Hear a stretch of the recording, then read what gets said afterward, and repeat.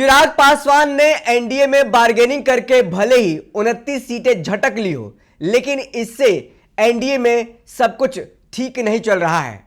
NDA में जो छोटी छोटी पार्टियां हैं, उनके नेता नाराजगी जाहिर कर रहे हैं और इसको लेकर भाजपा के एक बड़े नेता हिंदू हृदय सम्राट के पेट में दर्द उठ गया है, जिसको लेकर चिराग पासवान को उसकी औकात बताई जा रही है, उसकी हैसियत बताई जा रही है, उन पर भड़ास निकाला जा रहा है। जी बिल्कुल, आपने सही सुना।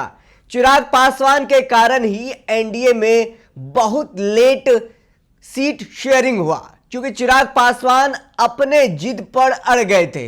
अपना जिद मनवाने के लिए एनडीए में तमाम तरह के वो हथकंडे अपना रहे थे, जिसके कारण देखिए इतना लेट हुआ सीट शेयरिंग। और सीट शेयरिंग हुआ तो तीसरे नंबर की सबसे बड़ी पार्टी बनकर उभरी लोजपा रामविलास, जो चिराग पासवान की पार्टी है। और इसको लेकर तमाम लोगों ने कहा चिराग पासवान बार्गेनिंग पावर रखते हैं, चिराग पासवान अपने पिता के नक्शे कदम पर चल रहे हैं। और इन तमाम बातों को लेकर के अब देखिए एक बात जो निकलकर सामने आई है, एनडीए में कलह शुरू हो गया है।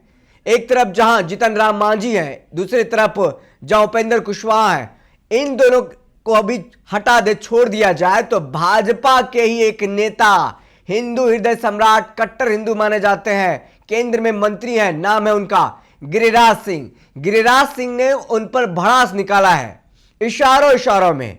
नाम नहीं लिया है गिरिराज सिंह चिराग पासवान का, लेकिन जो बातें, जो तथ्य उन्होंने रखी है अपने पोस्ट के माध्यम से, वो पूरा चिराग पासवान पर बरसे हैं, भड़ास निकाला है।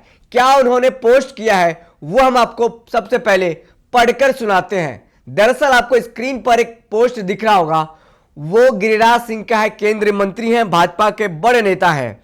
उन्होंने लिखा है, ये होता है असली स्ट्राइक रेट। आज मजबूत सीट लेकर स्ट्राइक रेट का झुनझुना बजा रहे हैं। 2010 के बिहार चुनाव में एनडीए ने रचा था इतिहास, 243 में से जीती 206 सीटें। जदयू ने 141 में से 115 सीटें जीती, स्ट्राइक रेट 81% था। बीजेपी ने 102 में से 91 सीटें जीती, स्ट्राइक रेट 89% था। इतनी प्रचंड जीत बिहार की राजनीति में फिर कभी नहीं दोहराई गई।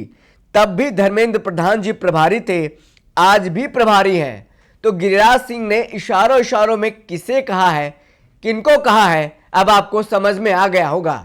जिस स्ट्राइक रेट की बात कर रहे हैं, जिस झुनझुना की बात कर रहे हैं, सब चिराग पासवान को लेकर कहा गया है। दरअसल ये भड़ास है गिरिराज सिंह का। आपको पता होगा कि एनडीए में इतना लेट सीट शेयरिंग क्यों हुआ।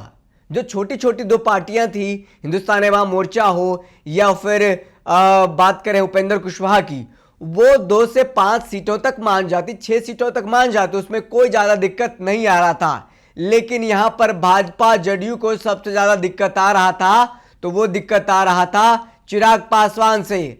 चिराग पासवान नहीं मान रहे थे, चिराग पासवान अपने जिद पर अड़े हुए थे। चिराग पासवान बार बार 2024 के स्ट्राइक रेट को दिखाकर, गिनाकर, बताकर भाजपा पर प्रेशर बना रहे थे कि हमारा जो स्ट्राइक रेट है 100% है, उसी स्ट्राइक रेट के अनुसार हमें टिकट मिलनी चाहिए, कम से कम 35 से 40 सीटें मिलनी चाहिए। हालांकि 35 से 40 सीटें तो नहीं मिली, लेकिन 29 सीटें चिराग पासवान को मिली है। एनडीए में एक बड़े बार्गेनर के तौर पर उभर कर सामने आए हैं। लेकिन इन तमाम चीजों को गिरिराज सिंह झुनझुना बता रहे हैं कि आप जिस स्ट्राइक रेट की बात कर रहे हैं, 2010 में ऐसा था, जदयू इतना सीट जीती थी और भाजपा इतना सीट जीती थी, सबका एक प्रतिशत बताया गया है। लेकिन अब इसको लेकर के एनडीए में ही कलह शुरू हो गई है। एनडीए के नेताओं के द्वारा चिराग पासवान को हैसियत बताई जा रही है, भड़ास निकाला जा रहा है। इससे साफ तौर पर एनडीए में कहा जा सकता है कि सब कुछ ठीक नहीं चल रहा है। भले ही बाहर ठीक दिखाने की कोशिश की जा रही है कि सब कुछ ठीक है, लेकिन अगर आप अंदर झांकेंगे, आप समझने की कोशिश करेंगे सारे समीकरण को, नेताओं के बयान को समझेंगे, पढ़ेंगे, उनके पोस्ट को पढ़ेंगे, तो आपको दिखेगा अंदर में खोखली सब कुछ दिखेगी आपको। लेकिन अब इसको लेकर के चर्चा, बहस छिड़ गया है। गिरिराज सिंह ने जो बातें कही है, जो बातें दोहराई है, 2024 का स्ट्राइक रेट दोहरा करके भले चिराग पासवान ने झटक लिया 29 सीटें, लेकिन उनके खिलाफ बगावती सुर खुद एनडीए में निकल कर सामने आ रहे हैं। देखना होगा आगे क्या होता है। देखते रहें दर्श न्यूज। बहुत बहुत शुक्रिया।